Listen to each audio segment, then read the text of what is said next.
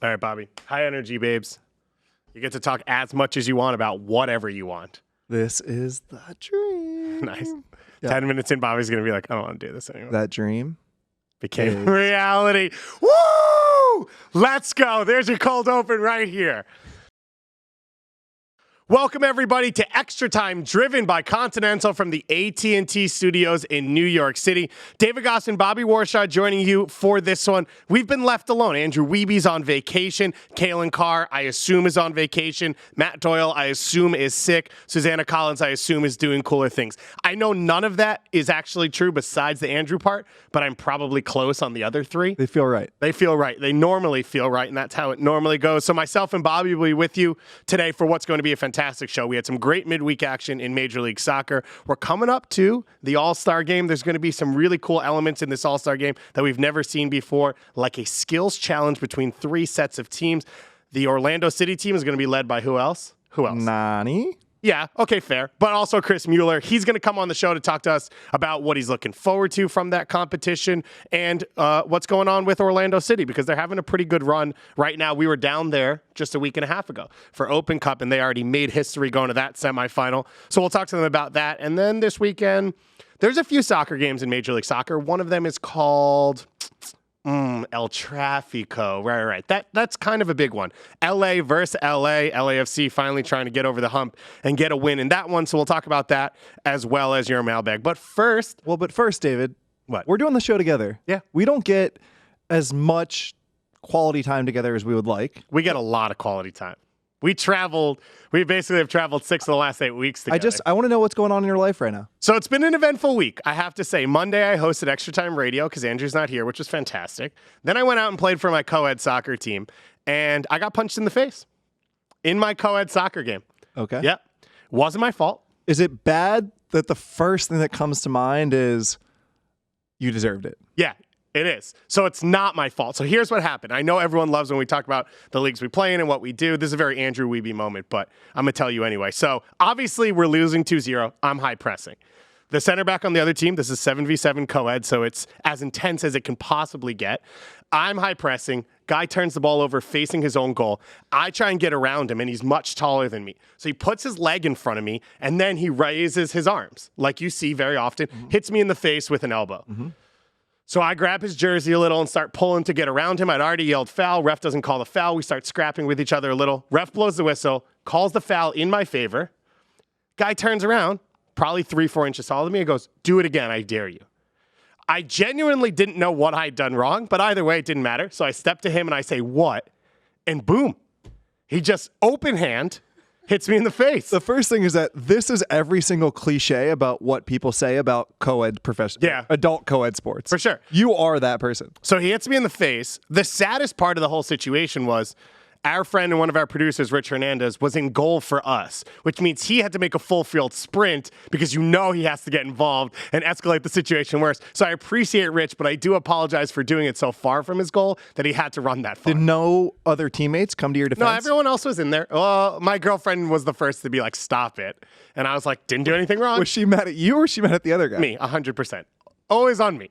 So that was Monday. Tuesday, I played in a men's rec league game, which was pretty uneventful. It was a little physical. And then I picked up this little beauty. And if you're not watching on YouTube, go to YouTube right there. You see that scratch, that scar coming down the left side of my, I think you could call that my bicep. A lot of muscle going on right now.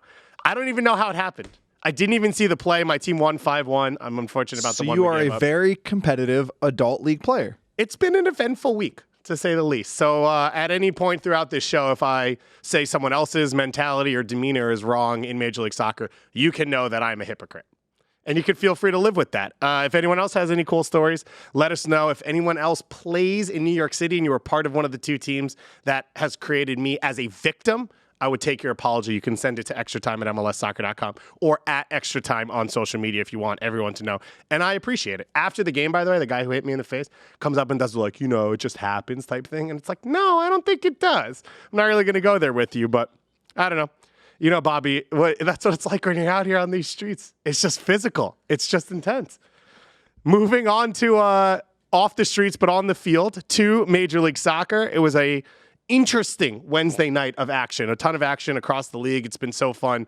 Now that we're back from this, international summer breaks, you're getting hot and heavy action all midweek as well as on the weekends. And let's start off with Chicago versus Columbus. It ended 2-2. Columbus gets a late goal to equalize, but we don't want to talk about this game specifically. We mentioned it on Monday. We want to talk about these clubs a little bit more, and we want to talk about Chicago specifically because I think, Bobby, we were in a meeting yesterday talking about All-Star Game coming up, and I think back 2 years to going to Chicago for the All-Star Game right after Schweinsteiger comes in. Matt Polster and Brandon Vincent are in the starting lineup. They're doing well. Nemanja Nikolic is scoring a ton of goals. Chicago Fire were the story in Major League Soccer at that time. They played pretty soccer. They were fun to watch. They were successful, and it was all going to continue to trend upwards. What has happened since then? Ooh, man. Yeah, because remember, was it two months ago on the show, I said that I felt the Chicago Fire were one of the 3 best teams in the league. I feel that I was right then. I feel that it's actually not that far from being right now, David, because they are still a good team who plays fun soccer, who does a lot of good things, but they're too inconsistent. And the reason they're too inconsistent is by design, that they continue to try different things over and over. They try to be a flexible team. What happens, though, is they become a C average team at about 5 different things without being an A in any single thing. And if there's one truth in soccer, there's probably many truths, but one of the truths is that if you are not an A, at least one thing before you try and be flexible, you will lose. And I look back to that 2017 season. And I know it's become a bit on this show to talk about David Accam, but that Chicago Fire team had Accam on the left. They were an incredible possession team that had an incredibly individually talented player who could do lightning in a bottle on any moment. He could stretch the field, he could beat players 1v1, and it allowed them to go all in on the possession because they had this natural variation built into that. They lose David Accam to Philadelphia in the big trade. They got what was the largest haul of TAM and allocation money in league history at the time. And since then, they have not gone all in on any single thing to build a true identity. And built within all of this is the decision to move Bastian Schweinsteiger at center back. David, can you think of another personnel lineup decision that has not just gone as poorly, but even in the moment felt as logically flawed as taking away one of the A, maybe one of the 1A center midfielders in the league and moving him out of the position that was the central metronome to what gave you your 1A tactical philosophy to center back, where he is probably a C or a C- center back in the league? I don't disagree with you on his quality at center back. Do you think after 2.5 years playing in the summer, the travel, his age, that Bastian Schweinsteiger could still cover ground in midfield to be that 1A? But if you're going to play center back in 2019, you have to be able to cover ground. You look at all center backs, they can both step into the midfield just as well as they can drop, turn their hips and cover into the channel. They can win balls in the box. There are so few center backs right now who also aren't elite athletes that I'm not sure it covers up that problem to move him back. So David, it's those two things. It's moving Schweinsteiger to center back, and it's just a lack of a true identity of actually being good at anything that has crushed this team in the last. So the identity you mentioned comes up when I watch them in that Frankowski, the first few weeks, I'm like, this is a guy who can initiate his own offense, can beat guys 1v1, can change the game. And then you look at guys like Nico Gaetan who can do that as well, and Katai and Erbers. And I've never seen a game where all of them do it at the same time. And I think it comes down to there are game styles that Pauno plays that fit Frankowski's skill set. I think Gaetan's probably been the most consistent because I think he's the biggest alpha dog of all of them. But all the other guys, there are games where you're like, yep, that's CJ Sapong. Yep, that's Frankowski. Yeah, that's Katai. That's a guy who can help power a team. And then you watch 4 weeks in a row and you don't see them engaged the same level or affecting the game in the same way. Well, we talk about tactics, right? We talk about continuity. What tactics do is they give you answers. And when you have answers, you have conviction. When you have conviction, you have something to fall back on. So, David, the fact that they appear to lack confidence, that they appear to lack, the word I always like to use is conviction in what they're doing, that's because they don't legitimately have preset answers to what they're doing. This all comes back together. And the reason you can't get 5 or 6 players on the same page feeling confident is because if you don't have those preset answers, you're rolling dice, man. Mm-hmm. That's what you're doing. You're saying, we have talented players. Hopefully they hit at the same time. And maybe you can do that if you pick, I think back to the Houston Dynamo, right? I don't think Dom Kinnear gave a ton of preset answers, but he knew how to pick players. He knew how to pick a team. He knew how to give just the exact right amount of instruction. But also the players he brought into the club, there was a clear way he he was going to play because exactly. you were locking in on Wade Barrett. It was right? It was a natural fit. It was a natural fit between player and manager and player and player. This Chicago team doesn't have that. So you are legitimately just rolling dice, hoping these talented players have a good performance. And this is not just Chicago, right? We could go through other MLS teams, other teams around the world that do this. But this is what separates the Chicago Fire from LAFC, who have a ton of preset answers, and you're not rolling dice. You have answers to fall back on that provide conviction, that then provide confidence, that then provide joy when these players step on the field. So for Chicago, they drop late that result. They are still outside the playoff places. Nothing really changes on that front. A lot of question marks about what's going on. Nelson Rodriguez did an interesting interview yesterday, so I advise you to go online and look at that, where he basically said everything's up for options. The infrastructure of this club is not where we want it to be, and in terms of player roster, everyone's on the table because it's not going well. Nemanja Nikolic isn't starting. You've got that front attacking few rotating in and out. There seem to be, and I don't know if this is just natural, just players being frustrated, but it looked like Francisco Calvo was having a heated discussion at the end of that game. I believe it was with Katai, but I wasn't exactly sure, where they were frustrated with what's going on. First of all, if you're another MLS team, are you looking at this and saying these are guys that I can go in and get? Because there's clearly talent on this roster. Or let me ask it this way. The New England Revolution under Bruce Arena have turned things around because there was talent on this roster. Is that possible for the Chicago Fire team in 2019? Yes, I would never say it's not possible, right? You would have never in a million years thought it was possible with San Jose this quickly with the roster as constructed. You would never probably in 1,000 years, 10,000 years, thought New England could do this. It's always possible. Cincinnati, and this is the thing I say over and over, coaching matters a ton. This is not to say Veljko Paunovic is a bad coach. It's clearly the wrong fit, but I don't know how to answer your question, except to say, it's possible. But if I'm another MLS team, I don't think I would take any of those attackers right now just because the confidence is too low. Oh, really?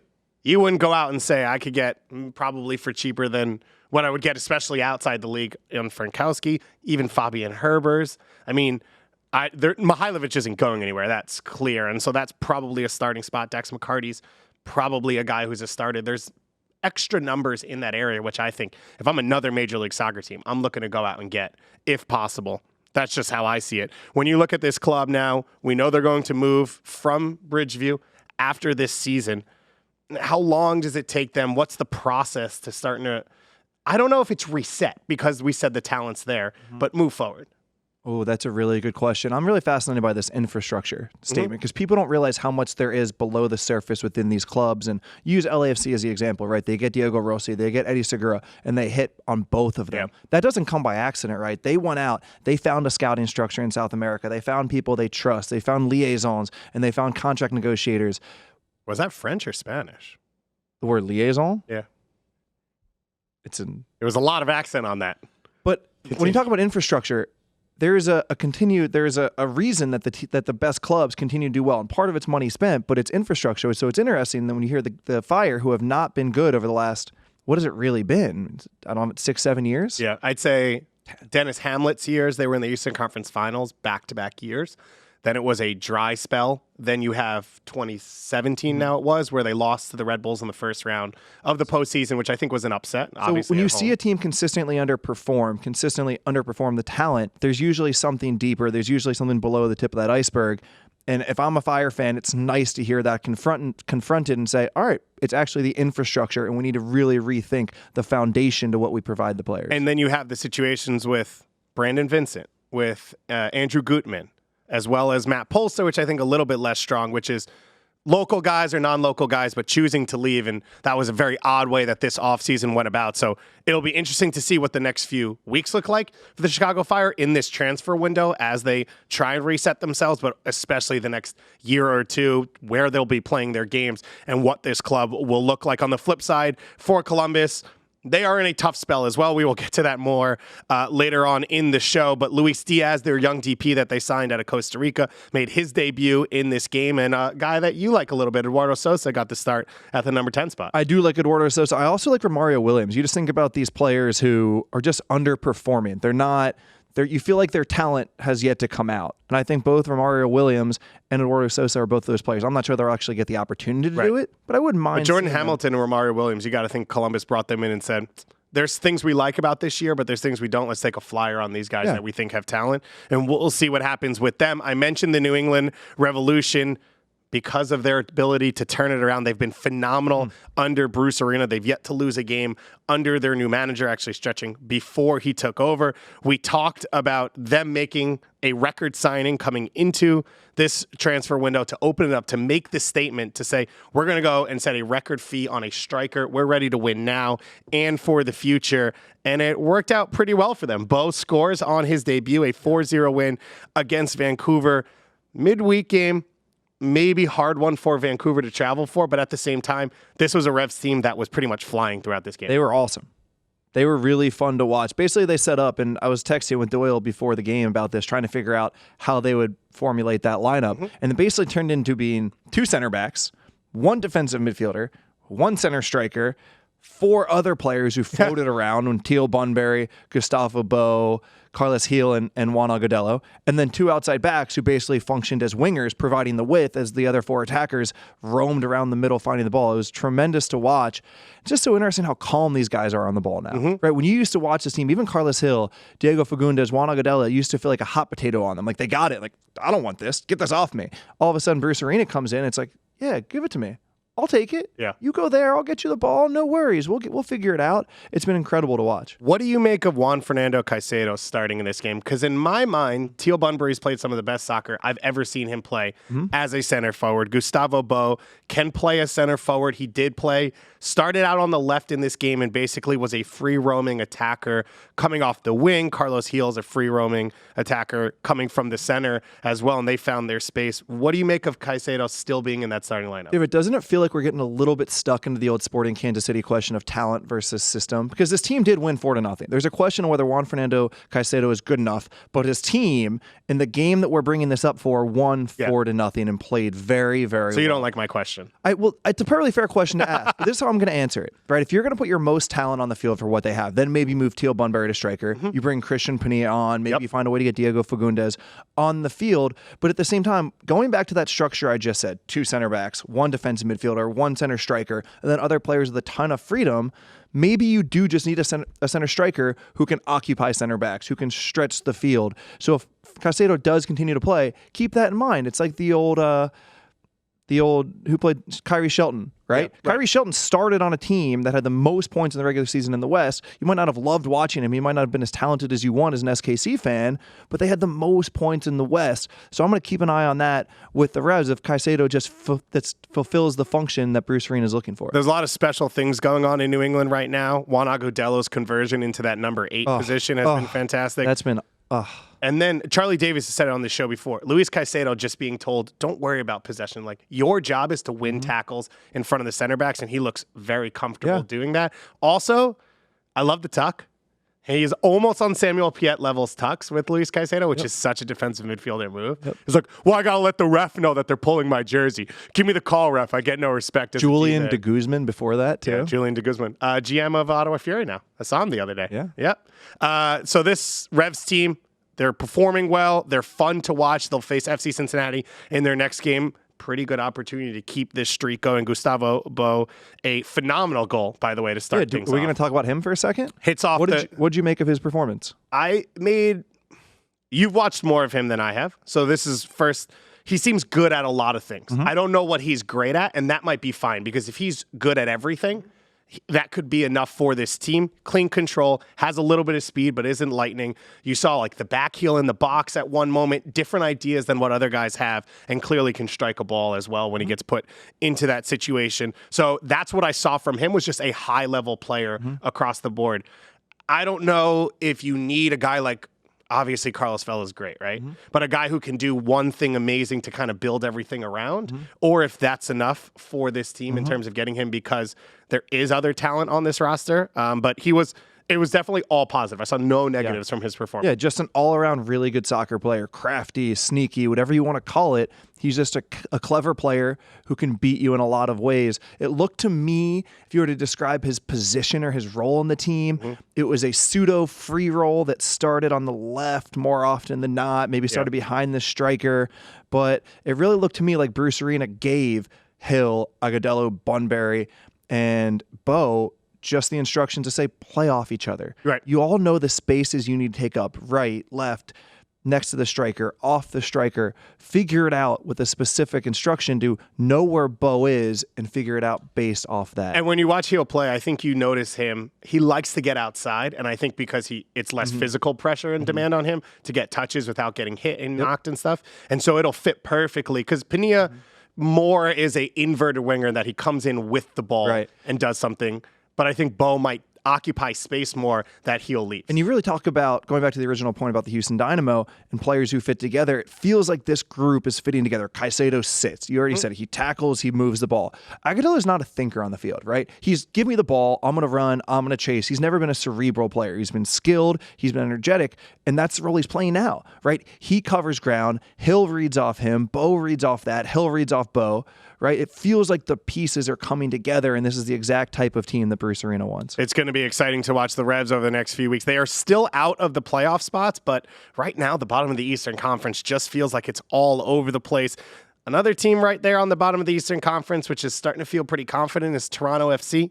They started off against the New York Red Bulls with one of the best goals of the year. I did the Raul Ruiz-Diaz thing on Monday, and you guys all knocked it down. I'm bringing Josie back in on this one. The one-touch back heel goal off a hard cross from, I'd say, 12 to 14 yards out in off the post. Off a build out from their own. Oh, now you're going to go soccer nerdy and not just pure Well, finish. it was a great finish, but it was also a great goal starting with the center backs. The whole first 5 minutes, they dominated that game. And then Josie caps it off. Tim Parker right on his back. Nothing Luis Robles can do. And then Chris Armas said, I thought we, made them uncomfortable and forced them out of their game plan at times. But for TFC, four-man backline now with Omar Gonzalez coming in. Josie back and healthy, which allows Pozuelo, I think, into a more comfortable position.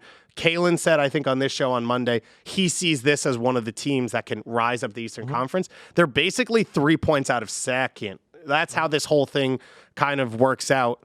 How do you see this Toronto team now with these additions? So here's what I wrote in the column this morning. I said it with Jason Davis on SiriusXM yesterday, and I doubled down on it this morning. Oh, okay. So it's just no. Bobby's done it everywhere else. Why talk about it so now? At Toronto, FC, and the New York Red Bulls are the two teams most likely to come out of the East in the playoffs to MLS Cup.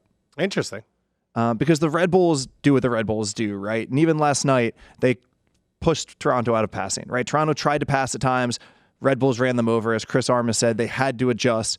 Toronto won this one, but it felt like Red Bulls probably would have won this if this game would have be played over the same way, right? So Red Bulls have their it, and if you don't adjust, they will do very well against you. But Toronto, you look at that spine, they didn't play well. Red Bulls might have been the better team, but they're still so good at staying confident on the ball, breaking lines, running the patterns they've rehearsed.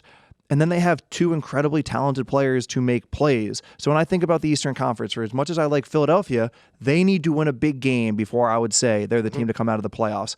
NYCFC and Atlanta need to show more consistency about the way they do their patterns on the field, the way they defend and attack as a unit. But then these two teams, Toronto and Red Bulls, already have an it. They've already proven they can ride that it through the playoffs. They're my top two teams right now. Interesting. The other thing I'm curious of is which one. Okay, so for Toronto FC, you want to do as well as you can in the regular season to be home. For Red Bulls, and this is coming off things. I like this. Do you want to be a home team for this playoff where now it's one leg? They have been so good at times on the road when teams feel the need to play. Great point. But will teams feel that way in a one-game knockout? It's a great point. Boom. Made a great point. I don't have a good answer to it. I mean, I would have said yes until what Atlanta United did last year. Yeah, right. But that also comes off a first leg that they lost on the road, right? That changed the way the series got played out against the New York Red Bulls. Well, Atlanta was always going to smash the ball long. Yeah, that's true. Right? Home, away. They had their game plan. They were not going to get Red Bulled by the Red Bulls. Yeah. So it's interesting to see, obviously, these changes we'll see for the first time ever in the postseason. We don't want to get there already. There's a lot of soccer left to play for Toronto, though. A win against Montreal, a weird game, but a ton of energy in that game. Then you come home, you get a performance from Josie. Michael Bradley looked more like himself in that one, and you start to see for Toronto FC what it could look like. Of course, they brought in a Tam Winger who didn't make his debut yet. We talked a couple weeks ago about needing to manage Diego Chara's minutes. If we think that the Portland Timbers are going to make the playoffs and make sure Diego Chara is peaking with the years he has on his legs, should we say the same thing about Michael Bradley? I mean, is he a 34-game starter now? Or is he someone you need to say, all right, Michael, the sample size is big enough. You don't have it in your legs to play at the proper level. We need to manage your minutes. I would love to get a camera in the room while you have that conversation with Michael Bradley.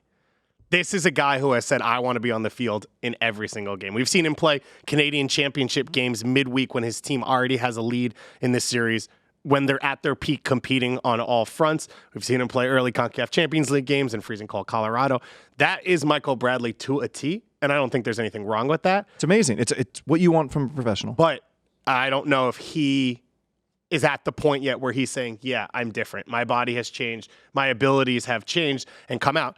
Jonathan Osorio didn't get a start in this game. Marky Delgado did, so it'll be interesting to see how Osorio fits into all of this as the formation changes up, as they bring in these new players. And the final one we want to mention from Wednesday night, Atlanta United knocking off the Houston Dynamo 5-0. Yes, that sounds epic, and it was. But Alberth Elise getting a red card in the 6th minute kind of changed things a little at Mercedes-Benz. So Atlanta United did what they had to do, took care of business. Emerson Hyndman gets on the field for a solid, I think it was about 70, 75 minutes, and that one looked very comfortable for them, which is positive, and Joseph Martinez scored. So all of the good things for Atlanta rebounding from that loss against Seattle. On the flip side for Houston, it's been a tough run, but off the field, a little bit of news.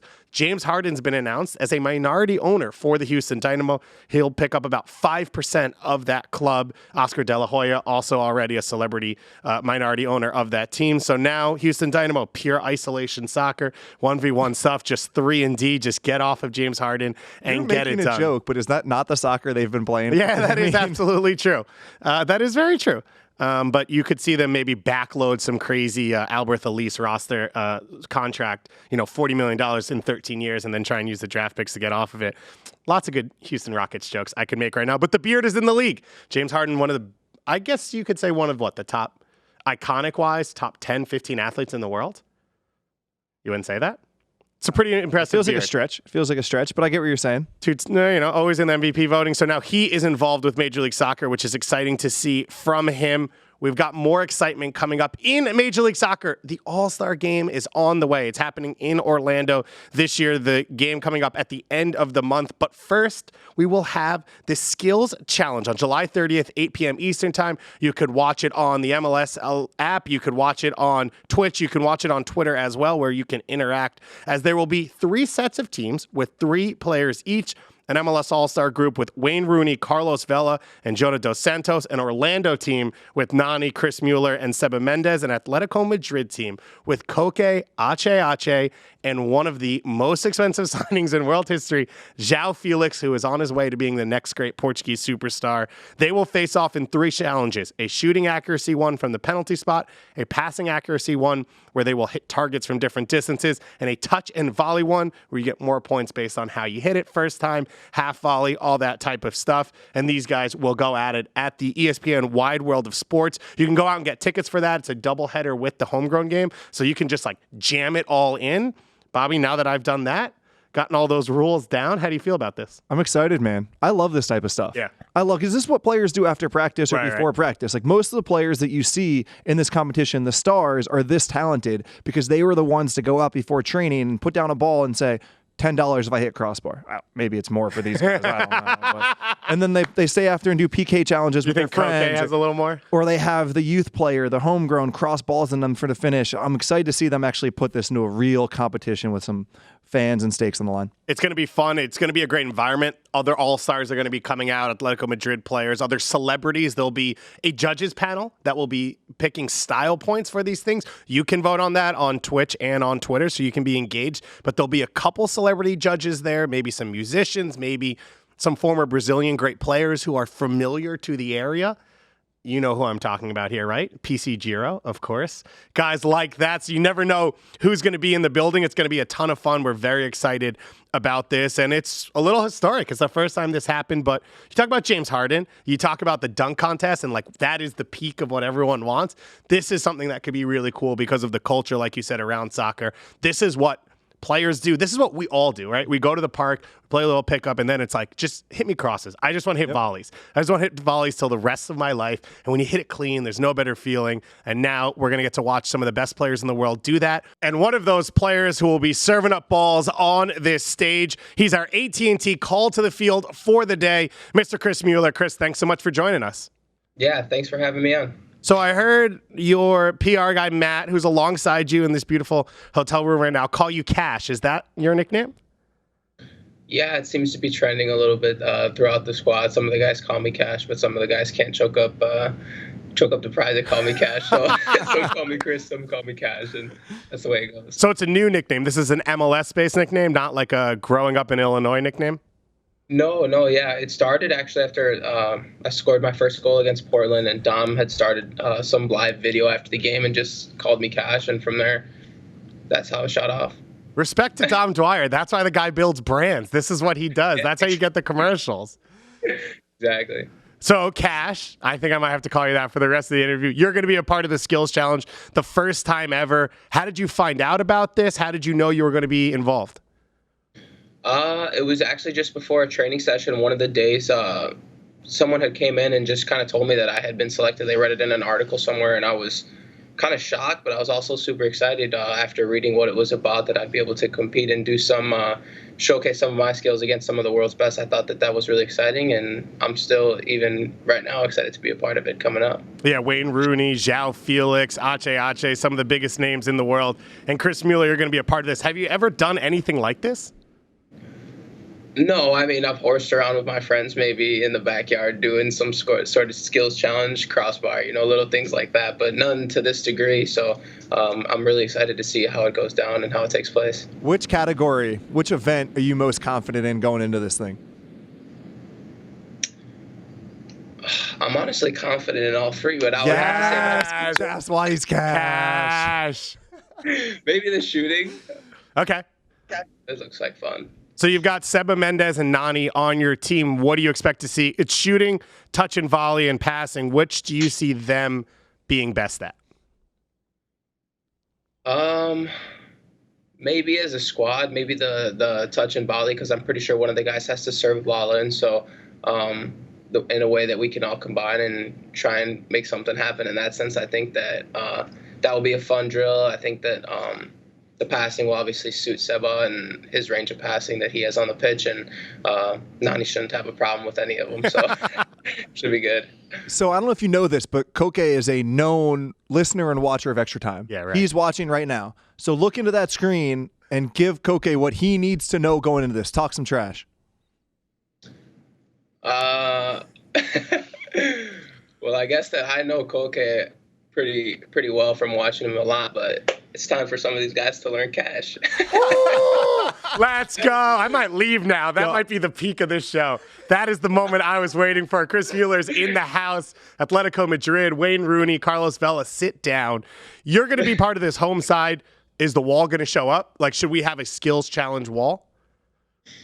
I wouldn't be surprised if some of the wall came down and wanted to check it out. It's going to be a pretty cool event, especially taking place in Orlando. I wouldn't be surprised if we had some members from the wall there. And the whole week in general, what do you think about the fact that in just your second year, you're going to be part of what is the host team for an MLS All-Star game?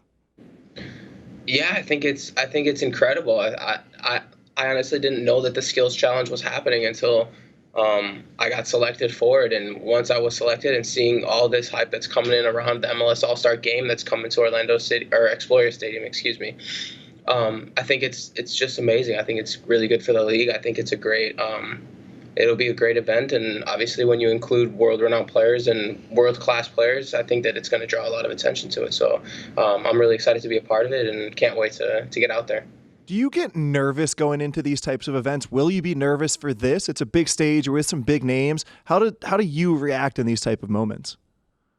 I think that I would be fine. I think that maybe thinking about it, you could see where some nerves come in just because you're with so many, like I said, just world-class players, even, the All-Stars. Nani even took me a while to get used to playing with him because I grew up watching him play like my whole life. So, but I think that in the sense that this is going to be like a fun event, I think that from that standpoint, it's not, we're obviously all competing, but we're all out there obviously to have fun. So I think that I'll be able to handle the pressure pretty well in these situations. And the big moments for things like this, we think dunk contests. You think about the celebrities on the sidelines, the other players losing it, freaking out when you do stuff. Is there anyone you're excited to see show up? No, actually, I don't know. I'm not sure. Should we expect a good haircut for this? Yeah, I would say so. I might have to spice it up a little bit. So, Sprinkle some cash on there. Chris, David mentioned the wall earlier. I want to go back to a moment that happened a couple weeks ago. US Open Cup, you guys beat NYCFC in penalty kicks. Before those penalty kicks, the wall ran from their side of the field to behind the goal you were shooting on. It's become known as the running of the wall. What was that like for you? How did you experience that moment from the field? I thought it was honestly an incredible moment just when they had selected to have the penalties on the opposite side of the wall, seeing the people kind of run through the stadium and pile on onto the other side of the pitch, where at first the security guards weren't going to let them through. And we had gotten some people down there to give them the go ahead, and they just swarmed behind the goal. And I think that going into that gave us a massive advantage to have fans behind our goalie and on the side that we were shooting. I think that definitely helped us get the win. We saw Will Johnson turn around and start waving more fans over to the other side of the field. What were you guys saying to each other? What were you thinking while it was going down? I was also trying to wave people across the pitch. I was telling everybody to get over there on that side of the goal so that they can help our guys. In those situations, I think that in penalties, I think that if you got people screaming behind the goal and giving the goalkeeper a little bit of confidence and a little bit of motivation, I think that those little things might give a little edge when you sit down and look at it. You're just in your second year as a pro player, drafted 6th overall last year by Orlando City, but you've played away games and you've played home games. What's the experience like playing in front of the wall, playing in front of these home fans in Orlando week in and week out? It's amazing, honestly. I think that our fan base has been amazing since they've treated me so well since I got drafted last year. And I'm really thankful that I get to play in front of people like that. I think that's one of the things as a young kid that you dream of, is playing in stadiums, playing in front of people, and to be embraced the way that I have by the Orlando fans. It gives me so much motivation every week when I step out onto the pitch to be playing in front of them. So, yeah, they're awesome. Besides the trademark running of the wall, is there any other one moment that sticks out to you in your time playing at Exploria Stadium? I don't know. We've had so many good comeback wins, honestly, that have just been so profound, like in my career so far, that I think that to pick one would be an insult to the others. I think that all of them have been great. I want to talk about your progression as a player, because when I look at someone like you with your ability on the ball, I ask myself, why did he spend 4 years in college? But then I go back through your numbers, and they weren't great through your first 2 years at Wisconsin, and then they really ramped up junior and senior year. What has been your progression like as a player, and you maybe being considered a late bloomer? Yeah, I think that my first 2 years in school were kind of tough because I hadn't played as much as I would have liked. I thought the team was not performing at our potential. Obviously, we weren't playing too well, but as I've started to blossom here and I'm trying to continue to learn, I think that it's just been a matter of learning all the little things that it takes to be a good player, and it comes in confidence, it comes in mentality. I think that was a huge piece that I had to add to my game and learn about was the mental side of the game, and I think that as I continue to grow here, it's just going to be something that its importance is just going to keep getting bigger. Fill in the blank for me here. Chris Mueller will be a member of the U.S. men's national team if he gets better at.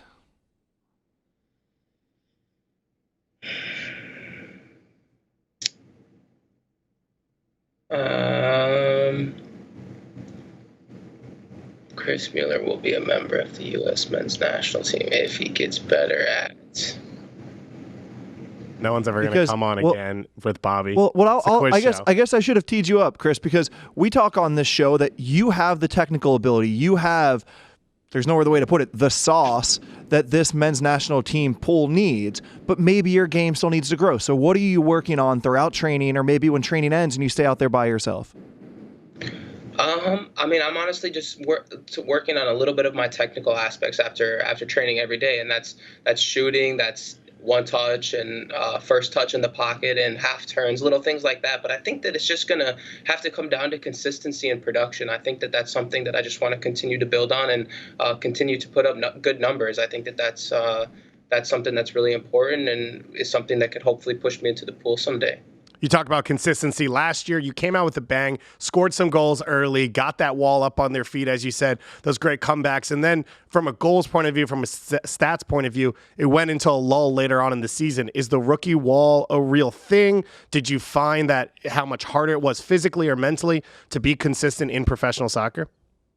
Yeah, I thought that last year especially it was tough with the season that we had and it being my first year in the league. I thought that the way that I came out, like you said, and scored 3 goals in 3 games or something like that, that kind of maybe got too high. And I think that I've learned that this game is all about staying consistent through the lows and through the times where things are good. So you don't want to be up in the peaks and you don't want to be down in the valley. I think that finding that consistent level of just trying to take it game by game, day by day, trying to take something out of every training sessions, trying to make those little small improvements so that in the long term you could see some big improvements. And then as a team for Orlando City, this is one of the best runs since you've been a part of the group. We mentioned it, going to the semifinals of the Open Cup for the first time ever. A few points out of a playoff spot right now. What's the feeling in the group about the way you're trending?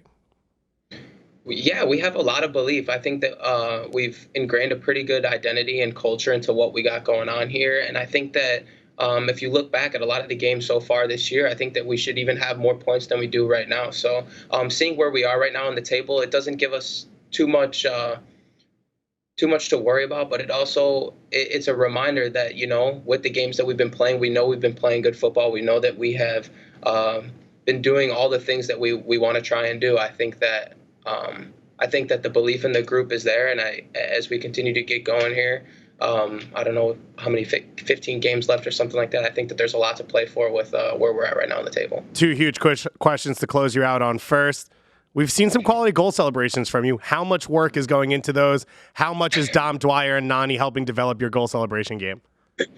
I think that I'm trying to develop my own celebration and not trying to continue to steal, because I've always done Ronaldo's celebration, even when I was back in school at Wisconsin. And Nani told me after the last game that Ronaldo said, "Hey, tell this kid to stop doing my celebration." Whoa! I think he was joking, though. I think he must have been. So, no, I mean, yeah, the work has to be done for sure, because I think that coming up with my own cash celebration would be a good thing. We're looking forward to that. I will drop that cash celebration on this show every time you score if you come through with it. I got to close you up on a big one. Mr. Ben Bear, who's part of MLSsoccer.com, comes on the show quite often. He is a University of Wisconsin alum. He is forever forward trying to push the game. You, Tom Barlow, Drew Connor, basically the 3 best players ever from your school soccer program. 1, is Tom Barlow the greatest goal scorer of all time in the world? And 2, what happened that all of a sudden you guys came together as a class and now you're a soccer school? I don't know. I think that it was just kind of a desire to push the program in a different way. I think that even guys like Mark Segbers and Mike Catalano, who hasn't gotten his shot through it all yet, I think that just having a group of core guys who believed in something bigger than what was there, trying to see a big picture in the future. I think that once we all put that vision in hand and just went for something, I think that it turned out to be great. And you could see it now. Tom scored even yesterday. He's a good goal scorer. He's fast. He's strong. He gets in behind. He's got a good finish on him. And what else do you for want? that being said, I like to play with Tommy. And the University of Wisconsin is definitely on the come up. There you go. Cash said it himself. He's going to get to show off for the MLS All-Star Skills Challenge in Orlando coming up at the end of the month in front of Atletico Madrid, MLS All-Stars, and everyone else in the world, as he'll be on Twitter and Twitch streaming the entire time. And, of course, you can catch him against the Portland Timbers later tonight and throughout the MLS season for Orlando City. Chris, thanks so much for taking the time to join us. We really appreciate it.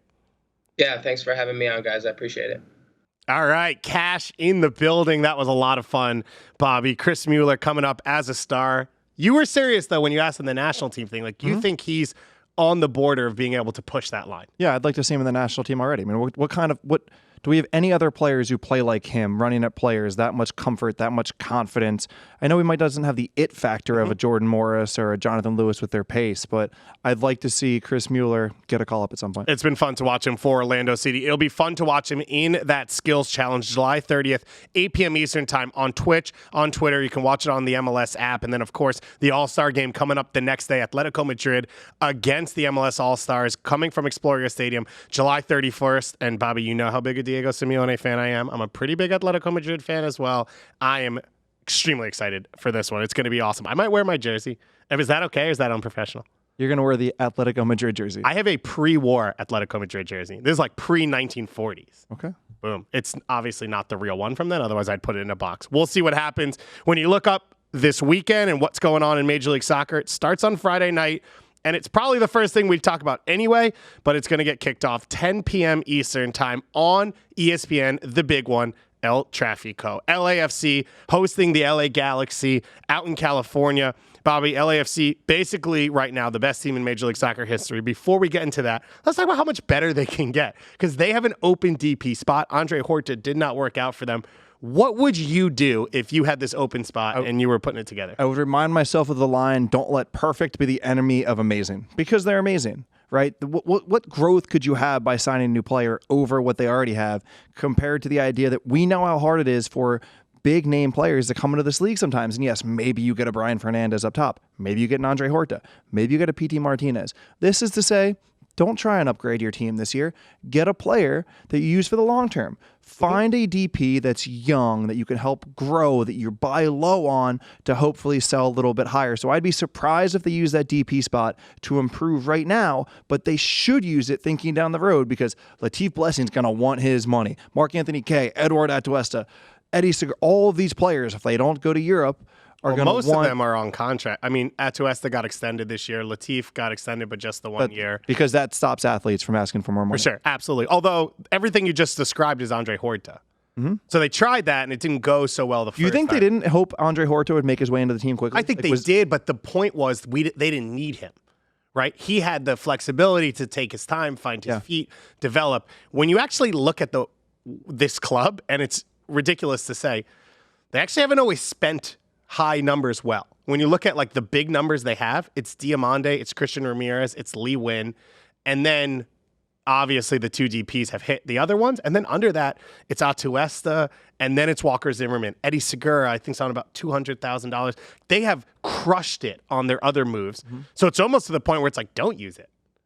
That's not what they're best at. Why use it? That's complicated when we talk about investment, because I don't know the exact numbers, and we talked about it earlier in the show with them setting it up. So you could say on the back end, they didn't spend a ton on transfer fees, they didn't spend a ton on wages, but maybe on the front end, those scouts we talked about, that scouting structure, the agents, maybe they spend more on that. So we don't exactly know what they spent on these players, but whatever they're doing is working. So then one more specific, you say buy young, someone who can develop, blah, blah, blah. Is there a position in mind? I think the obvious one would be center forward, but it's tough because you have to spend normally higher numbers to get quality at that position. I don't know that I would say a position. I think I would find the right player for the right price within the right amount of potential that you can help grow, and then he turns into a star. It's interesting to see for LAFC. What position would you get? I think it has to be center forward. One, because when you're talking about selling later, that's where you're going to get the most money. Get Mauro Manotas. Exactly. Go get Ronaldo Peña. Kind of thing. It's literally Manotas. Manotas is the dream scenario.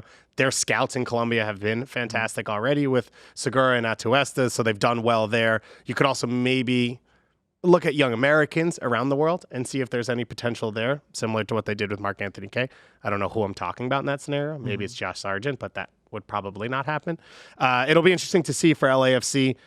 I mentioned it. They're cruising. They're arguably the best team in Major League Soccer right now. They've never beaten the LA Galaxy. How big is this one for them as a club? The last point, if we're going to talk about the future of LAFC, we also have to note that at the under 15 level, they have one of the two undisputed best teams in the academy, right? Those kids are going to be turning 16, 17. We see players around Major League Soccer playing at that age, including Efra Alvarez across LA playing for the Galaxy. Just keep that in mind as you think about where LAFC are going next, what Bob Bradley wants to do. They have elite prospects coming through that system. Yep. Re-ask your question. Okay. How much does this game mean to this club? They're probably going to win Supporters Shield this year. They're arguably the greatest season in Major League Soccer history. They've never beaten the Galaxy. Can I phrase that answer by saying it matters more to the Galaxy? No, you cannot. That's not a proper answer? You can, but you'd be wrong. What? Yeah. You're going to tell me this game matters more to LAFC, who are trotting. They could go into a slow walk and still win a Supporters Shield. I can tell you this because as someone who's a sports fan, the last thing you want is to have any club in the bag for your rival to come at you with. And there will be... This feels like a cliche that sports people use that get out doesn't of here. actually mean anything.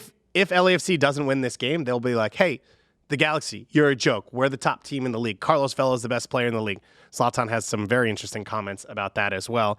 And LA Galaxy fans will come back and just say, you've never beaten us. It won't be right. It may not be the trump card, but they can say it. And that hurts as a fan. I'm going to tell you that hurts. You don't agree? As someone with a lot of pain in my life as a Knicks fan, I know all about these things. I've never seen one of my sports teams win anything, but beating your rival is what you want. Like that, I don't know, man. It gives you another moment. I get what you're saying, but I just think LAFC are so far ahead. I mean, everything they've done, the quality of their soccer, one game doesn't diminish that. Yeah, maybe if it was close, maybe if they were only up by, what are they up right 11 now? Points, 12 points. Yeah, maybe they were only up by 9 points. They're up by 11 points. But exactly, that part is done. What's next? No. And for them, what's next is winning in this rivalry or winning the entire, 2 legs over the course of the season. The separation of points, but not only the separation of the quality of soccer. Yeah. David, what LAFC are doing compared to the Galaxy, yes, they have zLAtan, they've got decent defensive shape. Jonah Dos Santos has been excellent at times, but the quality in soccer, right? If you truly love this sport, the product that these two teams are putting on the field is also an ocean apart. And even if the Galaxy win once, and it's almost hard to imagine they don't just win, but also outplay it. Is there any percentage that you would put on this table for the Galaxy not just winning, but actually outplaying and looking like the better team? I would say no, because the way the team is structured, and we've agreed on this in the past, with zLAtan on the field is not free-flowing, dominating possession types games. I think they've gotten better at that in 2019 than they were at 2018. They've probably gotten better at everything since 2018 as a club, because last year was pretty bad for them. But that's not the way they play, and it's not going to be the way they play, I think, if they're successful. I think for them, it's going to be getting an early goal, getting something, whatever comes out of nowhere, you could say, with zLAtan, and then sitting as a group and defending in numbers. I hope the Galaxy is an organization. My guess is they do, right? Because Schelotto's smart. Chris Klein played some good soccer in Major League Soccer. You have the stars on your chest. Did Bruce for the Galaxy when they won cups? Yeah. Did they? Or they had great players that were fun to watch? I appreciate, I appreciate this distinction. I appreciate this distinction so much. But no, they still played. I mean, was it 11, 13, 14, 3 years? They still played attractive soccer. Okay. And it wasn't in the same way that Pep Guardiola does, because Bruce Arena isn't Pep. He has his own little secret sauce of talking to players and giving the right balance of instruction, but laissez-faire. But it was still attractive. And I just look at this Galaxy team with the stars from the past, with the sash, with the trophies. And it just, the quality of soccer isn't there. It's a team of moments. It's a team that rides on the shoulders of a star player, which when you put it in comparison to what LAFC are doing, it has to drive people in Carson nuts. Do you want to talk about zLATAN's comments about veLA, or should we move on? They actually don't interest me at all. Yeah, do you want to read? Why don't you read them as I news? don't even have them with me, so I can't. But paraphrase. He basically said, I'm a better player than Carlos Vela because when I was in my prime, which Vela is in now, I was doing better things in Europe, and Vela's not. Don't know how that argument works, because the question was currently, and zLATAN's answer was to why he was currently a better player. Logically flawed. We can both agree, logically flawed. Which is shocking considering the way zLATAN always goes about logic. We get the point. Yeah, we do understand the point. We like the flex. Yeah. Logically flawed. I'm sure LAFC fans will enjoy it if Carlos Vela gets in on his left foot at some point over the course of this game. It's going to be a great way to start the weekend. Saturday, a ton of action across Major League Soccer, and then finishing up Sunday with 3 national TV games. Atlanta hosting DC United, 4 p.m. Eastern time on ESPN, and then that will be followed up after a little bit of a break with 7:30 p.m. Eastern time on FS1, Orlando hosting Red Bulls, and a doubleheader. Cascadia Cup, Seattle hosts Portland. That one also on FS1. It's going to be a great weekend of soccer. It's going to be a lot of fun to watch. And then it's followed up. Midweek games again next week. The Leagues Cup kicking off for the first time ever. LA Galaxy will be one of the teams hosting. They will host on Tuesday night against Club Tijuana, 11 p.m. on ESPN. That's coming right after Chicago Fire Cruz Azul. And then on Wednesday, Houston hosting Club America and RSL hosting Tigres. Those two on UDN as well as on ESPN Plus. All of these games available in Spanish on UDN. There'll be a show here to talk about that one. The Leagues Cup, will double its size already next year, just being announced. The tournament expanding, more MLS teams, more Liga MX teams in it. That coming up next year. We will talk about that on Monday. We'll preview these games. So let us know what you think at Extratime at MLSsoccer.com. Extratime at MLSsoccer.com and at Extratime on Twitter. What do you think about the Leagues Cup expanding? We heard Don Garber's comments when the final was being announced in Las Vegas to Herculez Gomez alongside the president of Liga MX, saying, we want this partnership to grow. We want us as two leagues to grow closer together going forward. Bobby, these feel like historic moments when you look back in 10 years and you see what this has become or what soccer in North America has become. It feels like these few moments are going to be key when you look back. It's going to be pretty cool to watch. Let's move on to the mailbag. And we didn't talk about the crew when we talked midweek, so we're going to talk about them here because we have gotten a couple emails from crew fans, especially Dan in Columbus, and he said crew is officially in the worst 15-game streak in club history. Some in the fan base are angry with Caleb Porter. I think this is a mistake given the circumstances. Injury, Valenzuela out for the season, Higuain out for the season, Harrison Awful missing 6 weeks, call-ups for international, and Zardes Trap and Mensa, the sale of Zach Steffen, as well as the transition of the front office, which didn't allow them to shop in the winter transfer window. Basically, crew lost their entire spine of the team midway through the season. Having said that, being historically bad is not so good, so the manager has to take some blame, and he says, I say Porter has been better than he looks. Statistically, the team performance has been trending up despite not getting results. Do you have some agreement there, or do you disagree? No, it's definitely been a bit unfortunate for the crew, right? If you come into the season and you have the competitive advantage of your two outside backs being maybe the best tandem in MLS and they both get hurt, there goes not just starter quality players, but the backbone of what you're trying to build. But it's also fair to say that Caleb Porter hasn't done a great job with it, right? He was dealt a tough hand this year. He hasn't played that hand particularly well. It's somewhere in the middle, but I mean, this is a guy who's won MLS Cup. He's won championships in college. He's played really fun soccer along the way. He deserves to be given the chance, and he will be given the chance to find a way to make it better. And it was stated here, but when you look at crew fans and you say, well, why is it going to get better?